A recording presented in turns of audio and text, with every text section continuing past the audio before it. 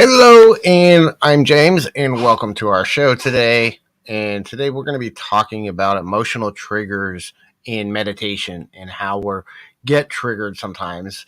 And those of you that have been following us along for a while, we're got a lot of stuff coming out. We've been doing this 100-day meditation challenge. We're on day 5, and one of the things that I've noticed is that I'm getting emotionally triggered by things, not just during my meditations, but outside of my meditations and in my everyday life. And so I thought I'd come live and talk about it. In fact, I almost didn't go live today just because I was getting triggered earlier today by a lot of stuff going on. But I felt like I needed to come and share. And so as I was doing my meditation today, I was contemplating this. And it was something that I really dove into. So for those of y'all that don't notice, we have our new shirts. This is I Love Living Debt Free. It's one of the many shirts that we have available in our shop. And it's now available in our merch shop, which you can get at jamesinput.com/shop. And we have several different designs available. We have our logos. We have all of our logo designs, as well as a couple of other graphics. I designed all of them myself. And so we just got these in last night and kind of got excited. So I wanted to show it off today. So for those of you that have been following along or haven't been following along, maybe we're streaming this multi-streaming on YouTube, and we decided to put this one out on Facebook too. So some people that are not used to seeing me may see this and pop in. So what we're doing is I went to a Magic Money weekend this last weekend with Kyle Cease, talking about the internal work that we have to do in order to increase our ability to flow with money and attract money to us, and working on creating a new alignment ourselves. And I thought, since I've been talking a lot about debt freedom and financial planning and stuff, I thought it was a great event for me to join in, and I've been wanting to join his stuff for a while anyway. And so I went to the money event, and there was very little of it talked about money, by the way, which was cool because they were talking, it was more about the personal connection. And that's one of the things I've always talked about. The spiritual journey really is about our connection with ourselves, not connecting with spirit guides, not the magic, not all the, frou-frou stuff. It's about deepening your connection with yourself. And through that, finding your connection to source, finding your connection to spirit guides, finding your connection to your real magic within. And as you deepen that connection with yourself, one of the keys to doing that is meditation. And one of the things that they did was asked us to do a 100-day challenge. And so my challenge to myself for the 100-day challenge was 100 days of meditation. And I felt the calling and the drive to share my insights through that 100 days of meditation with other people and through my live stream. So I'm doing a live stream or a video, mostly live streams, but I'll probably have some days that I just get a video out real quick because I didn't have really the timing to go live. And like I've done a couple of them that were just videos because they were done sporadically throughout the day whenever I had a few minutes to record, because I didn't have like time to go and do a live stream all in one shot. But one of the things that came out of that, there were several things, and some of them I hadn't even talked about. They did some giveaways during the event, which was fun. And I actually got one of a copy of his book that I was about to buy on Amazon. And I had just like, I'm going to just hold off because I've been spending a lot of money on other stuff. I've been buying my merch, and I joined his membership, and I've been spending money on a lot of other stuff lately. So I decided I'm going to hold off for a couple of weeks and get his book called The Illusion of Money. Well, during the event, I actually won an autographed copy of his book, The Illusion of Money. So I put off buying it. I wasn't even expecting to win anything, but it came up for me. So I'm excited about that. It's going to be coming in probably within the next week or so. And once I get that, I'm going to be reading the book and sharing my insights that I get from the book and my experience of what he's talking about in that book. And I've really been diving into a lot of his transformational work. And part of it's because I'm studying and I'm learning, because the kind of work he's doing is really what I've been wanting to do with everything I've been doing through the Serenity Journey, through intentional prosperity. Everything that I'm trying to do with all of that is this inner transformational work. So I'm studying it not just for doing my own transformation, but also studying how somebody else does what I've always wanted to do and what I've felt like calling to do, and studying how to do that kind of stuff. So, and it's been amazing because he actually has some programs in there for teaching it, and doing it and living that out. But one of the things that I found is I started this 100-day challenge of meditation, and it's taking meditation deeper than I ever have, because I've been teaching meditation. I've been promoting meditation for a long time, but I've been doing like 10, 20, 30-minute meditations. And I really challenged myself and stretching myself to do an hour a day of meditation. And I can tell you, there's, 20 to 30 minutes. If you're not used to meditating, if you're brand new to meditation, I recommend starting with 5 to 10 minutes a day and building up over time. Absolutely. I don't think you should start with an hour of meditation a day. It's a practice and it's a discipline, and it's something that you have to develop the skill of doing. So start small and build your way up. But if you've been meditating for a while and you haven't done a full hour-long meditation, I would really recommend doing an hour of meditation, because there's a huge difference between just doing 20 to 30 minutes a day and doing an hour a day. You get a lot deeper, you get a lot more work inside yourself, and you start getting some really deeper insights into who you are and what you're doing, and the life that you're living. And that's something I found anyway. And so as I'm going through this 100 days of meditation, one of the things I've noticed in myself is that I'm getting triggered emotionally, not just in my meditations, but outside of my meditations as well. When I'm dealing with my family, when I'm dealing with other people, when I'm out running favors and doing the things that I'm doing, I'm finding that I'm getting triggered emotionally.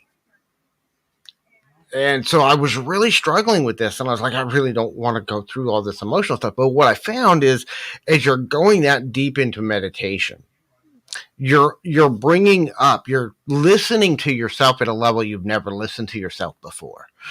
And when you're doing that, all this stuff that you've been repressing starts coming up. All these emotions that you've repressed. And some of these are emotions I've been repressing since I was a child.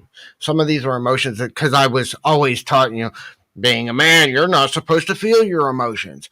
And this is really getting me in tune with those emotions that I've never allowed myself to feel before, or that I've never allowed myself. And sometimes I feel them, but I always push them down and repress them because I'm not allowed to express them, because people don't like it. Everybody's like, be authentic and be real. And then when you be authentic and you be real and you allow those emotions out, then they don't want you to be that way. They want to tell you, they want you to be authentic and real on their terms, not on what's authentic and real for you.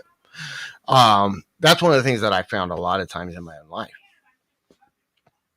And so as I've been doing these deep meditations, and as I went yesterday, they do this weekly events through Kyle's program, and one of the events that we did last night was called It's Totally Possible. And as I did the It's Totally Possible last night, I started feeling all this stuff coming up and coming out, and I was actually crying through some of it, and it was beautiful. It was a wonderful experience. And for the people that I met last night, if any of them catch this, thank you so much. It was an amazing experience for me. It's the first time I've been through that It's Totally Possible portion of the event. And it's just about looking at everything going on and finding possibilities. And for me, it was freeing, it was triggering, but it was also letting loose a lot of emotions that were repressed inside of me. And as I've been doing these daily hour-long meditations, I've been releasing these negative emotions that were deeply inside of me that I've been repressing and hiding. And so if you're starting a journey of meditation, I want to warn you that this is going to happen. And I want you to know that it's okay that this is happening. In fact, it's exactly what's supposed to happen. One of the things that I came as I was meditating on this specifically today is that it's supposed to come up. These repressed emotions need to come up so that they can come out, so that they can be accepted and embraced and healed and released. But we need to accept that they're there and be okay with having them and be okay with feeling them. One of the problems with this toxic positivity culture that we're in the love and light culture, is that they want you to repress or ignore or shy away from those negative emotions when they come out. You're not supposed to be allowed to feel them. You're supposed to be love and light all the time. And that's absolutely not true. It's okay to be not okay. It's okay to be upset, to be depressed, to be angry, to be feeling down. We don't want to stay stuck there, but it's okay to allow those feelings to come up and come out. How we allow them to come out, how we express those emotions when we're dealing with other people is part of the discipline, is learning to manage those emotions. And that's something I'm struggling with. Honestly, that's something I've been struggling with today. I've been getting really frustrated, and part of it's because like I started trying to do my hour-long meditation about 8:30 this morning, and it was after 1 o'clock this afternoon before I actually got an hour of meditation without interruption. Because every time I would get into my meditation, every time I would be working on my meditation, and it wasn't anybody else's fault, but it was other people kept interrupting me. My own mind, my own self kept interrupting me. I kept getting distracted. I kept having something come up, and then I was like, oh, I got to go work on this. And then I was like, oh, wait a minute, I'm supposed to be meditating. But some of it was other people constantly interrupting me. Crises that weren't really a crisis, and that were other things going on that were important, that needed to be addressed, but didn't have to necessarily drop everything and address it right that second, were coming up. And things that, addressing it right that second, honestly, didn't change the time frame. If it could have waited, another 20 or 30 minutes, it would have been fine. But they're so attached to that outside world that they couldn't understand not addressing it right that second. And that was triggering me because I was being interrupted, and I was getting frustrated, and I was getting upset, and I was getting frustrated that I'm having to drop everything to do something for somebody else that they are capable of doing for themselves. They're just not willing to.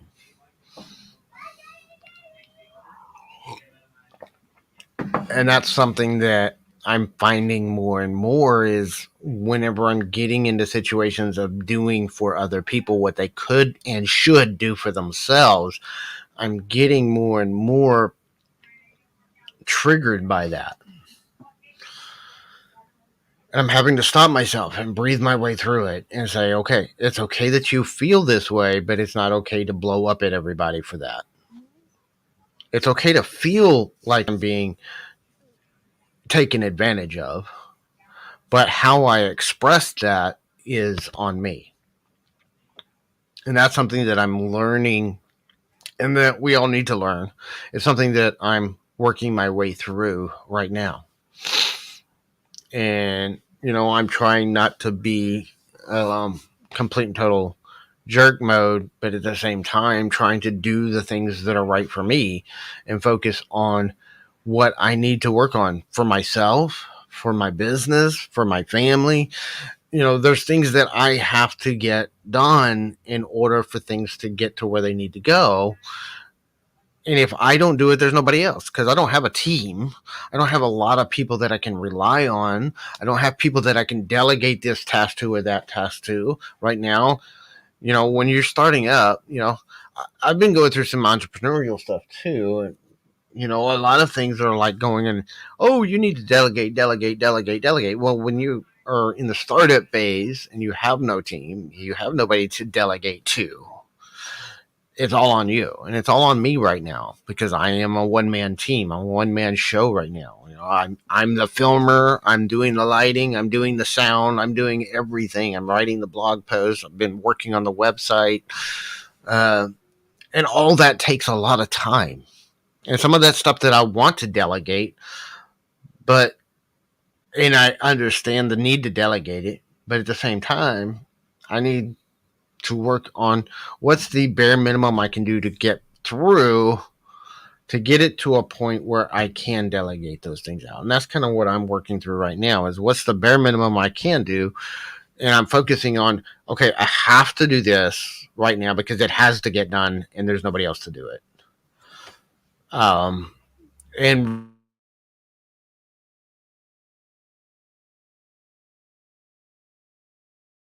taking my time on tasks that are not moving things forward or that are not moving me forward.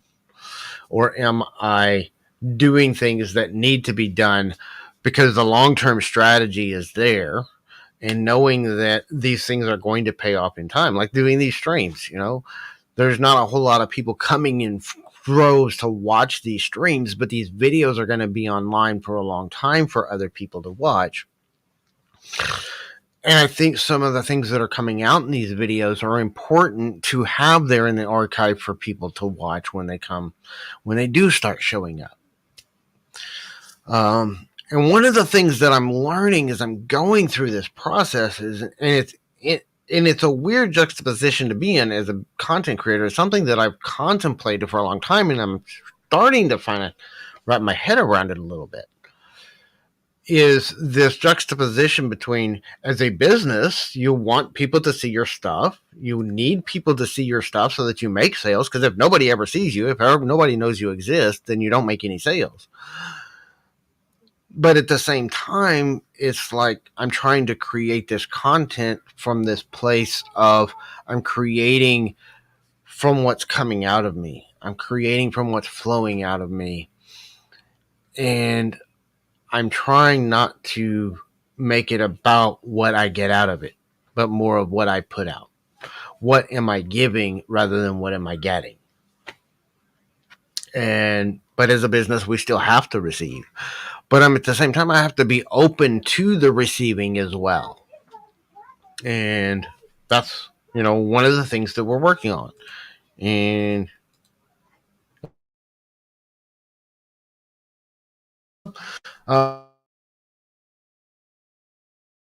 purchase working with people one-on-one.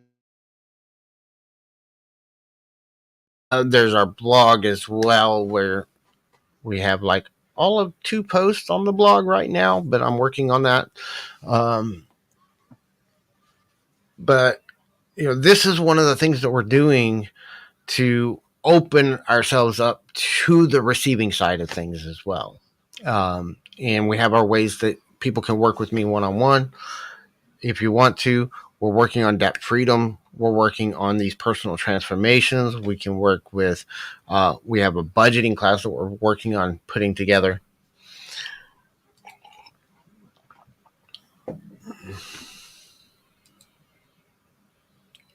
It's not showing me. That's Jessica, by the way, for those of you that don't know. That's my wife. I don't know what you mean by it's not showing you. You're not on the camera. You're in the other room. So, of course, you're not seeing it.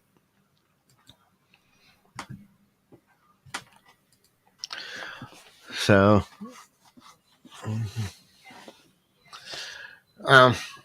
could be that YouTube app. Sometimes it doesn't keep up to date with how many people are watching, and sometimes the watch counts are off.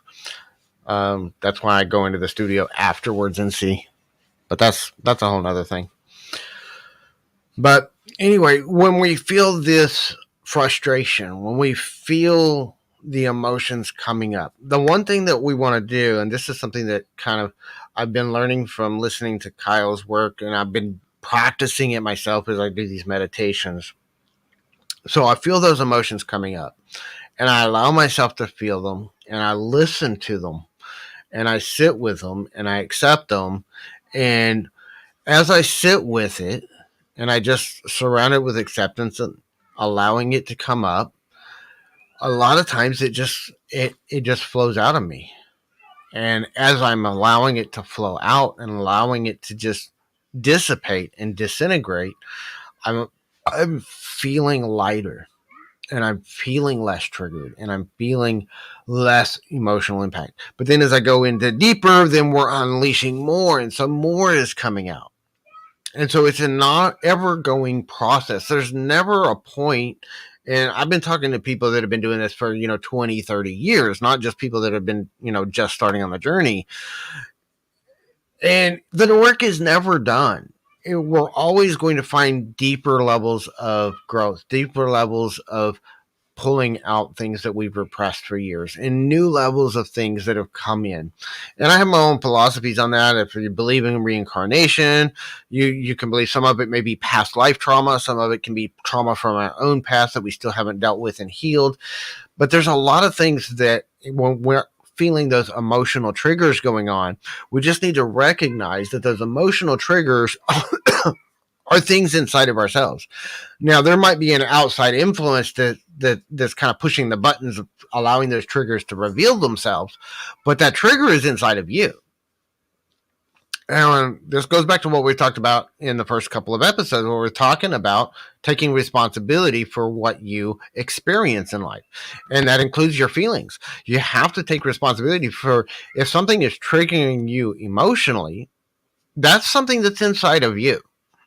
It's not the other person that's causing that trigger, because when you heal that and you allow that trigger to heal and you allow that emotional state to leave, it won't trigger you anymore.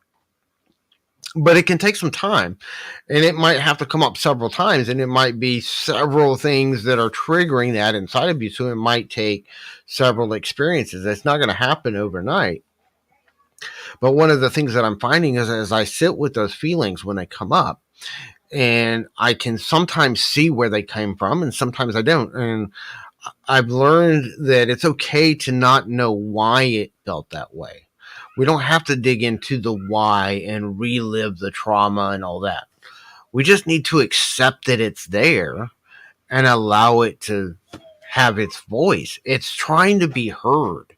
So much of what's keeping us stressed is something inside of ourselves trying to be heard, and we don't stop and listen to ourselves. We're too busy listening to the news, listening to everything that's going wrong with the world, listening to what's going on social media, listening to what other people are saying, listening to the opinions of other people around us, and not spending enough time listening to what our body is trying to tell us, not spending enough time getting past the ego. We can't just listen on the surface. What's going on the surface is just the ego. It's the false identity that we've created for ourselves throughout our lives. We've got to listen deeper and get in tune and in touch with what our heart is telling us and with what our soul is telling us, and get past that ego consciousness and into what's really going on. And as we do that, then we can really start feeling what it is trying to tell us and listening to ourselves. That's really what a lot of this meditation work is. This is what a lot of this inner work is just listening to ourselves on a deeper level. And so if you're not doing that every day and you're repressing what you feel, then it's going to take longer, and it's going to be more stressful, and it's going to be harder to get your voice out and to get what you want. So much of what we do to seek attention from other people, when we slow down and listen to ourselves, we no longer have to seek attention from other people because we're giving that attention to ourselves. Part of that screaming for attention that we're feeling is not really getting attention from other people.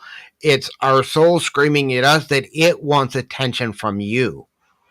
And so when you start giving it that attention, it starts flooding you with everything that it's been trying to get your attention for a long time. And so you feel this rush and rush and rush of emotions, and you're feeling this rush of thoughts and feelings and things coming out of you. And this is why the longer we can just slow it down and just sit with it and contemplate what is it feeling and journal about it. This is why meditation and journaling are the two exercises that I talk about the most, because they're things that help me the most is just sitting with those feelings, allowing them to express themselves and writing them out and just allowing them to be. And when we have worries, one of the things that I found is I've been talking about worry journaling, which is one of the things in our journals that we do is writing out our worries. And one of the things that kind of came to me through this is if we're having these things that are triggering us, that are worries, doubts, fears, anxiety, anger, resentment, all those things, start writing those in your journal. And then let's do this totally possible and write those out in our journal. If you don't have somebody you can do it with and that you feel comfortable with doing it out loud, you can do this in your journal and write out, you know what, this worry, I'm worried about this today. And it's totally possible that this is, and turn it into something positive instead of something negative. See, all worry is, and I've talked about this before, but I'll go through it again. All worry is just your imagination imagining a negative future outcome. So you can just take that worry and shift it into a possible positive outcome, and it eliminates the worry and it frees the worry. And so if we can just take those things that are stressing us, that are worrying us, that are triggering us, and say, can we stop imagining a negative outcome in this experience? Can we stop imagining the lack? Can we stop imagining what it is that the negative potential future? And we can just imagine instead a positive potential future, which is all the possibility is.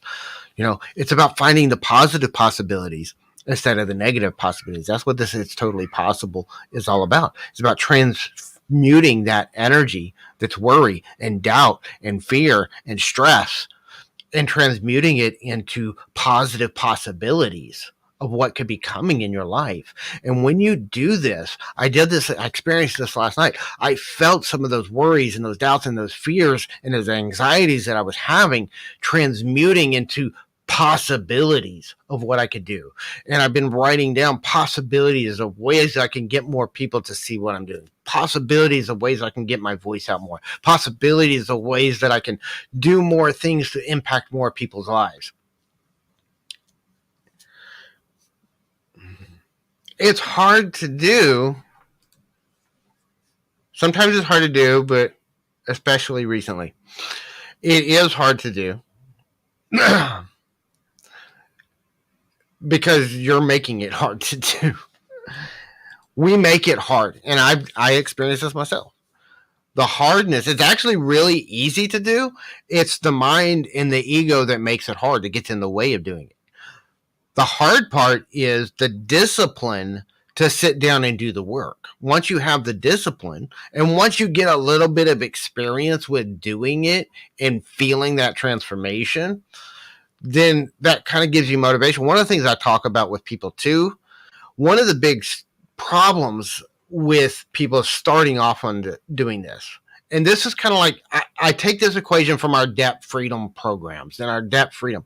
When we do our debt payoff, we don't take our debts and try to get the biggest, hardest ones out of the way first. We list our debts from smallest to largest. We pay off the smallest one first, get that free, and it frees up emotional energy. It frees up physical energy. It frees up financial resources to pay off the next one and the next one. And we snowball from the smallest to the largest. When we start dealing with these emotions, we can do the same process. Write out these worries and take the smallest one that you have and work on that one first, because that's going to free up emotional resources to work on the next one.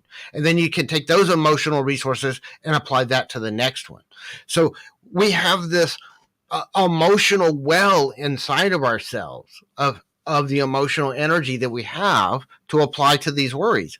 So if you're only attacking the biggest, hairiest, most difficult things that you have to deal with first, you have the most limited resources at that point in time. But if you start working on the small worries, the small doubts, the small fears, by releasing those, you're starting to free up some of those emotional resources in your well, which gives you more resources to apply to the bigger resources as you get up to them. So it's doing this debt the emotional debt that's being paid into your worries, the emotional resources that are being paid into your worries and your fears, and work on the smallest ones first and build up to the big ones. And as you do that, you're going to start seeing progress. It's going to be slow at first. You're not going to see a whole lot, but you're going to see that, and you're going to start feeling those little bits of difference. You're going to start feeling a little bit of a difference at a little bit at a time. But as you take those new resources now that you've freed up by getting rid of some of those smaller worries and now start applying them to the bigger ones and the bigger ones and the bigger ones, and eventually you start getting this massive amount of resources to apply to the biggest worries that you have, and they just snowball being able to drift away.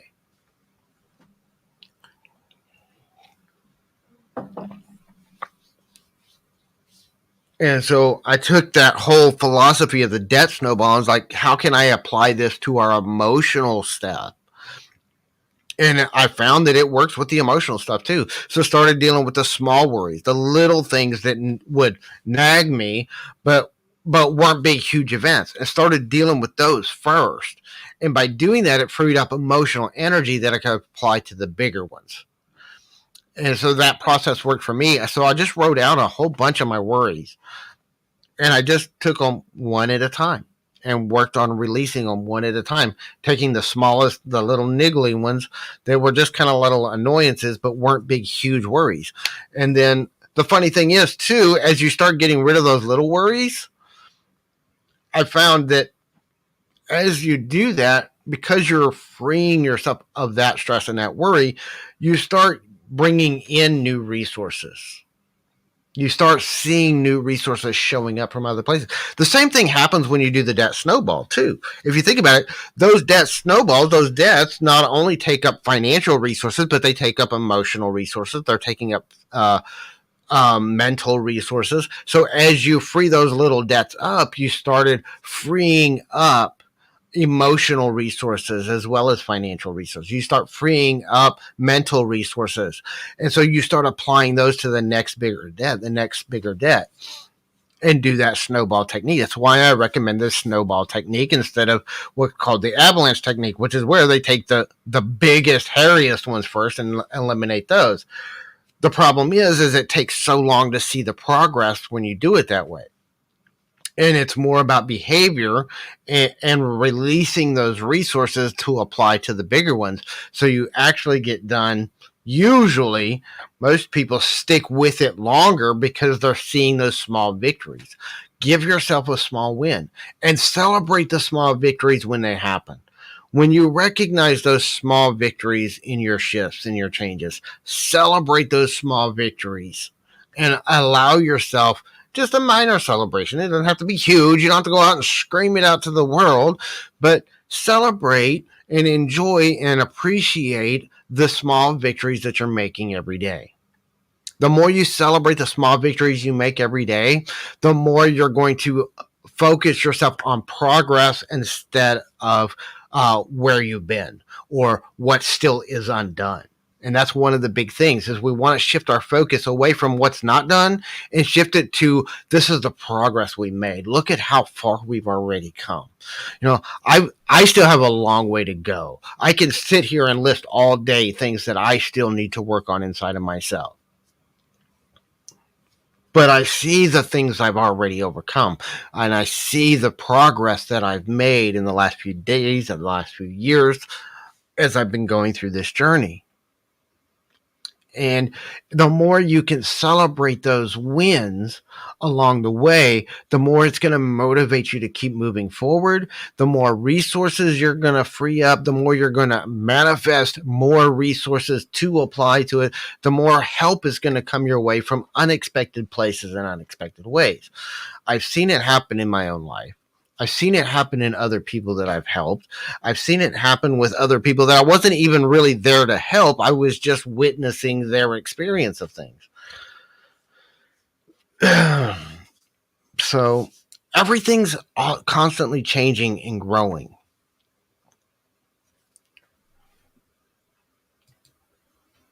And the doubt is one of them. Last few weeks and months, there have been a lot of changes. I've been changing a lot.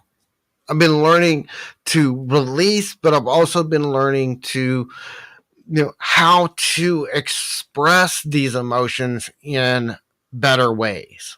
And I'm still not perfect,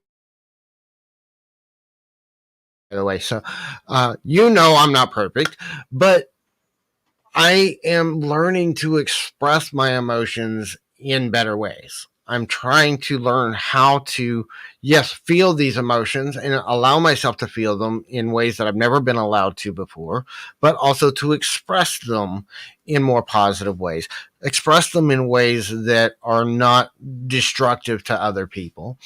Um, and I'm still not perfect. A long way from it. Still got a long way to go myself, but I'm better now than I used to be because I'm recognizing those experiences. And that's one of those mantras. I talk about this all the way. In fact, I did a video about it. I'll link to it in the cards, but I did a video on the mantra that I use, which is I'm not where I want to be, but I'm better now than I used to be. And that's one of the mantras that guides me every day in my life. Every day I'm trying to get better and better and better at living these things. And I'm okay with where I'm at in my journey. One of the most important things you can do is learn to be okay with where you're at right now and to stop feeling guilt and shame because you're not further progressed than you are.